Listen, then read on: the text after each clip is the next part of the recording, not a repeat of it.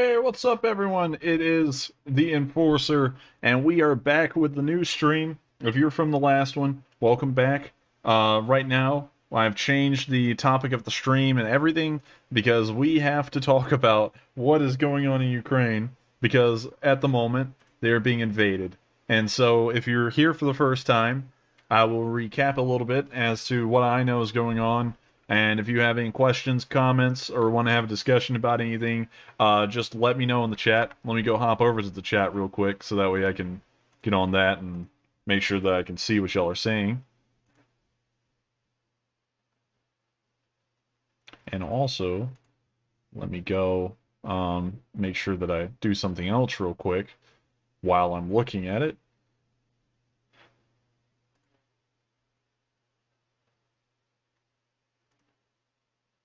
We're going to make that one private. It'll probably get removed soon. Because this stream is going to be the one that goes all night. Who cares about the 100 subs? We are here to talk entirely about what's going on over there because that's wild. All right, so at the moment, well, we'll start at the beginning. Ukraine was wanting to join NATO a few months ago. They were expressing wishes to do that, and the Russians got concerned, and so the Russians built up forces along the border. In doing so, they started to alarm the Ukrainians and the rest of the world that Russia was just going to straight up invade Ukraine right away. But the Russians said, we're not going to invade. We're just doing this as a show of force. And so everyone was on the mindset, well, at least I was on the mindset of they would go into diplomatic talks, and all this was just nothing more than a show to get to those diplomatic talks and have some leverage. So the forces kept building up. The news kept saying the invasion was going to happen any day. It was going to be the day after tomorrow for weeks and months on end. I started to lose faith in the news that it would happen because it wasn't happening, and they just kept on saying that stuff daily. And so, just a day ago, the Russians declared the independence of Donetsk and Luhansk, which are the rebel republics within Ukraine that Ukraine claims to control, but they don't really control. Because, after they declared the independence of these two little republics, the Russians just rolled through, and without a shot fired, they just moved into this area of Ukraine. So, to me, that suggests that the Ukrainians didn't really actually control that land. So, regardless whether that was considered the invasion or not, is up for grabs. But the invasion of Ukraine proper has happened right now, so that is definitely an invasion of Ukraine. There's no way to look at it rather than it's an invasion, because so far there's been explosions. In the previous stream, I am supposing, because it just makes the most sense, that those were some kind of cruise missiles, because bombs from an aircraft would not make much sense, and most modern warfare revolves around remote ordnance, so... Oh, nice. That was a good shot. So it was most likely a cruise missile, from what I think. Cruise missiles. They probably already hit the military facilities that the Ukrainian military uses to operate. They probably already tried to hit airfields and knock out aircraft in advance before they move along. And the Russians look like they'll probably try and repeat what happened in Iraq in 2003 with the Americans invading there. And that's that they're going to hit strategic sites with missiles, bombs, and whatnot, and then they're going to move in the army to clean up whatever's left, and there won't be much left in the first place. What we got over there? Got a T something. That was a miss. But we are capping the point at the moment, which is a good thing.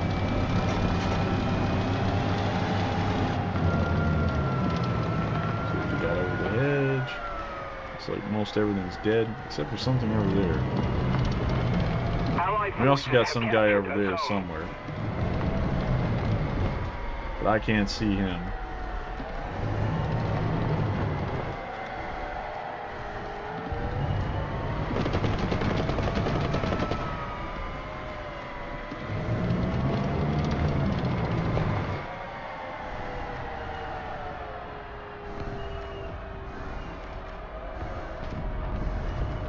I wonder where these shots are coming from. I can't really seem to figure out where.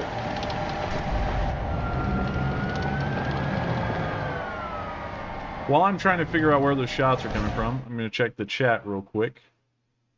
Really quick.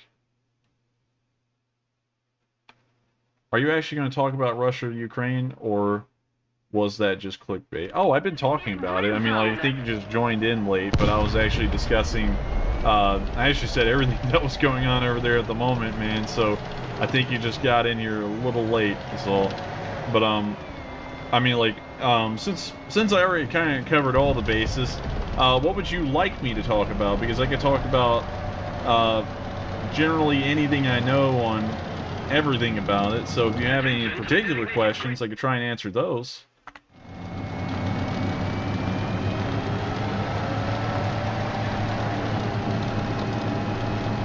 I mean, it's not really clickbaity. I'm not really trying to clickbait. I started off the stream talking about it, so if you have a question, just let me know and I'll try and answer it. But as of the moment, that's a good shot right there. The Russians are invading Ukraine. There's been explosions confirmed across multiple cities, most likely trying to hit some kind of strategic sites because they say that there were explosions around the Kiev airport, which would suggest, that was from there, that suggests to me that they were trying to hit military aircraft, most likely, because modern warfare is a very accurate thing, and so if they're hitting anything at an airport, it's most likely something related to the Ukrainian Air Force, as far as I know. But I don't know if there's any air wings active at the Kiev International Airport. That I do not know, because I'm not really into the military structure of Ukraine all that much. I looked into it a bit about a year ago for the Russians, but as far as the Ukrainians go, I don't know how their military works. I'm assuming that it's probably based off of a post-Soviet model a lot, you know, like with the armored warfare, the armored waves, all that sort of stuff. Oh, I'm sorry. Yeah, it's War Thunder. Because you know I don't really have much else to add. I could pull up a map though on Google Maps and just like draw on it with Microsoft Paint. And talk about what I think is happening. And the information we've got so far. In fact, I might just do that right now after this battle ends. But what else? What else could I say? Oh man, I'm at a loss for words now. But the Ukrainians, I don't really know what's going to happen with them. I don't know how long this war is going to end, or how it's going to last. Maybe it'll last for a couple of weeks. Hopefully it won't last for a couple of days. Hopefully the Ukrainians can actually hold out a decent period, because if they can't, they'll be kind of sad. I should watch out saying that on War Thunder because they're a Russian company. Let's see, what we got? Where are they?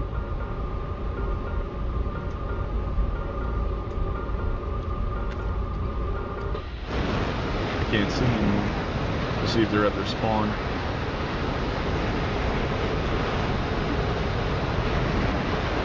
I just want anyone to know that's new, that just joined, that as of the moment, the Russians have invaded Ukraine about an hour or two ago, and there have been explosions confirmed in multiple cities across the country.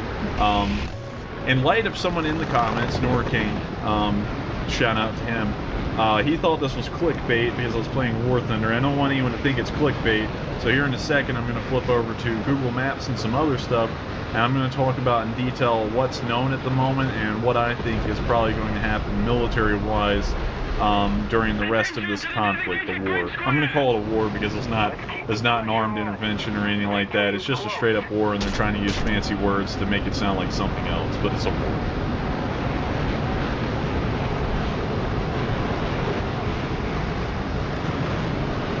Oh, we got a tank right there. Missile away. Hopefully that's a nice solid hit. Yep, that's a good hit. And we won. Alright, I'm going to go to display capture, and I'm going to talk about what I know so far. And it's not a lot, so don't, well, it's a decent bit, but it's not like loads. So don't expect me to sound like, you know, someone from the Department of Defense like Mark Milley or anything. I'm not going to be that knowledgeable on the situation, but I will be at least somewhat knowledgeable. Actually, here's, if this is from Norcane, here's a question. How do you say so cool when dying in War Thunder with how it currently plays It boils my blood dying to the riskiest BVM or KA50. Oh, I mean, I stay cool because it's just a game. I mean, I don't really put much into games. And anyways, I just play it to enjoy it. Hey, look, you get to see this, and you'll get to see how I respond to you. I'm actually watching my own video just to be able to respond to you. But let's go pull up Google Maps. Hopefully, y'all can see this. Yeah, y'all can see this. Yeah. All right. So, oh, that shows where I live. Let's not look at that. All right. So let's go to Ukraine. All right. So this is Ukraine, of course. I mean, obviously. These areas down here, and I might be able to pull up some maps to support what I'm saying. This area is Donetsk and Luhansk. And if you look at it in the large picture of Ukraine, if I outlined an area with my mouse about right here, that's what Donetsk and Luhansk were kind of reduced to in the little I call it kind of like a civil war that happened in 2014, although it's kind of rushing back, so I don't know what you want to call it, but I'll call it a civil war. That's the area that was controlled by the two little rebel republics, and the Russians pushed into these rebel republics just about yesterday, about 24 hours ago. Hardly any shots were fired, as far as I know. I know that on the same day, two armored personnel carriers were destroyed, and a couple of men from the Soviet military were killed.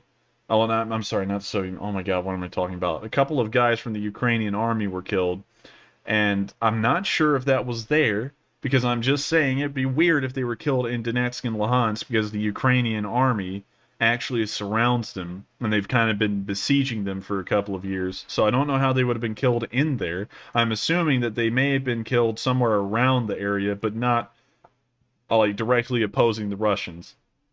The Russians moved into this area overnight. For us in America, in the over there, it was like in the middle of the day, I believe. And then tonight, just an hour ago, um, some missiles were fired, cruise missiles, I'm assuming. That may be wrong. It may have been bombers. They were fired at major Ukrainian cities like Kiev. I believe Kharkiv was also one of the other ones. Dnipro, and a whole bunch of other ones. I don't know if Odessa was hit. Odessa is one of the major port cities of Ukraine that still exists now that Sevastopol was controlled by the Russians. So I'm not really sure about that part.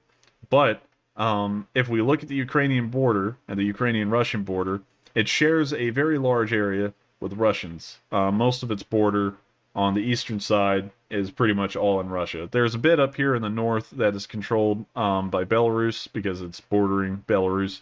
And what they've been saying, and I don't know if this is happening, I don't have any information on this at the moment, but considering that all the information that's been said by the news has now become true at this point, there may be Russian forces coming from Belarus up here south into Ukraine, and that would be the Russians' fastest option to get to Kiev. Kiev is only like 50 miles from the Belarusian border at the closest, but they're around 200 to 300 miles from the Russian border if they were to just use Russia alone. They would have to pass through Chernobyl and Pripyat, which is really interesting to me, and they'd also have to maybe combat a little bit of radiological issues. So I don't know. I mean, like, it's like, would they even fight? I mean, there was a picture that came out. It was said that they were in, like, the Ukrainians were in Pripyat proper with, I believe it was a mechanized infantry battalion. But I don't know if they'd actually fight in there. I believe both sides would generally try and keep soldiers out of there, and it would kind of be an exclusion zone. But in war, you can never make that kind of chance, because what if you left that area open and then the Russians exploited it, or the Russians didn't exploit it and then the Ukrainians just pushed through it, although it'd be a severe health risk for their soldiers. That I don't know. At the moment, let's find the Kiev airport. Kiev airport. Okay, so we've got a couple. Let's put this on satellite view. So we have one here. I know this must be the most important area. Yes, I believe I may be correct in what I said earlier. Maybe. I mean, it kind of looks. There's a military museum here. And if there's a military museum, these look like Ukrainian military transports here that are actually usable. I'm not sure if those are for the Ukrainian military, but it looks a lot like it, doesn't it? Let me check the comments real quick.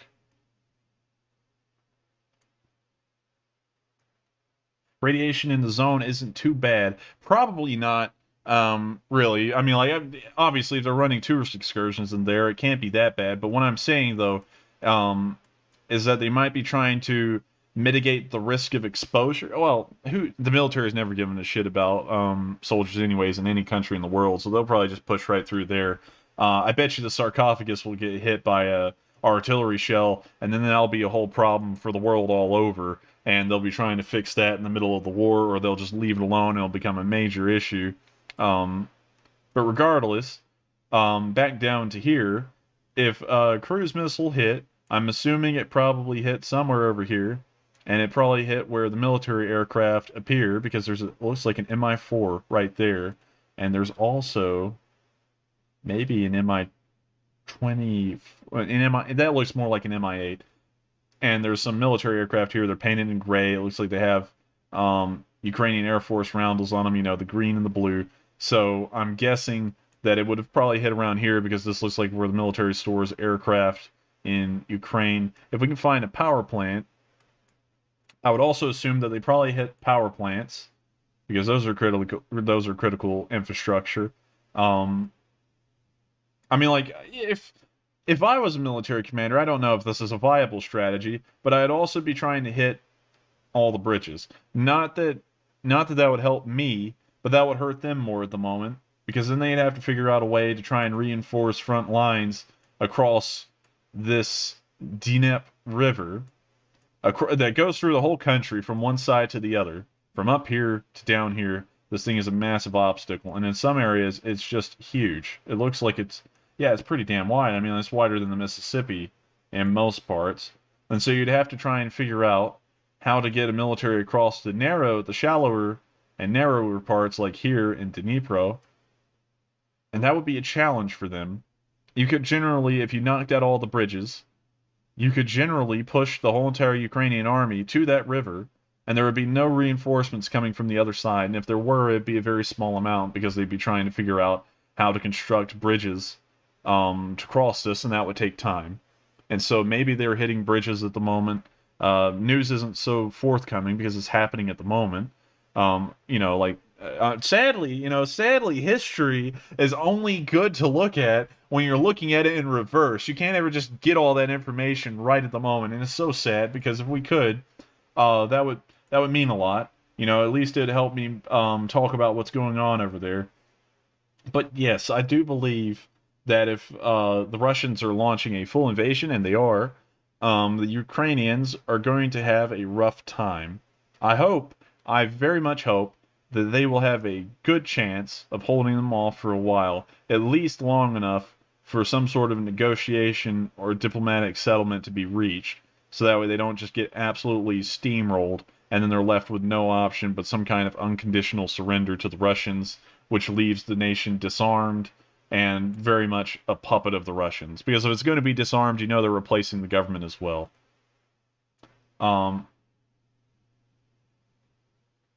Let's see. Yeah, I doubt it. Not really any target there. I don't think civilization itself is being targeted. I think what you said, not really any target there, is in reference to me saying they probably hit that little tarmac, the pads near the tarmac. And what I'm saying is that they probably aren't targeting civilization, but there is a video out there at the moment that there was a missile that went off somewhere around the Kiev airport, or on it. And what I'm assuming is that, since modern warfare revolves around pinpoint accuracy, if anything would have been hit, it would have been some kind of military target. And from what I can see from this aerial picture, the only military target at this airport would be on this tarmac right here in the picture. So I'm just saying, if a missile would have hit, I'm guessing it hit there. Also, civil aviation plant 410. I don't know what that produces. Maybe they hit that. I don't know. But they're definitely not targeting civilization. No, they're probably not. Military targets. Yes, they're targeting military targets for sure. But one thing I do have to say is that military targets do extend, to a degree, to civilian targets, as long as it's not going to be like casualty inducing in like the hundreds of the thousands, like a bridge. Bridges, that's a pretty traveled bridge. But if you blow up a bridge, you're going to be hindering the military side, the logistical side of things a lot. Like, let's just say the whole Ukrainian army is across this river already. We know that all the bases in Ukraine are not going to be in the eastern area. There's probably going to be a decent amount of them over here with the supplies, um, tools to keep war going. You know, like if tanks need parts, not all these parts are going to be over here. They're going to be over there, and you're going to have to figure out how to transport them over there. And the Ukrainians are going to start running into logistical issues if all these bridges were knocked out because they have to figure out how to get ground convoys across these rivers without many bridges. If they have some bridges that do exist, then they'll have massive traffic jams on them, and they'll have to try and get into sorting out traffic, and that'll slow down how much supplies can get over there. But the other thing is that they can't just say in Ukraine, oh, let's just fly it over with a plane, because they hardly have any transport planes in their Air Force, I believe. We'll try and look at the numbers that are on Wikipedia, which is all I have to go with.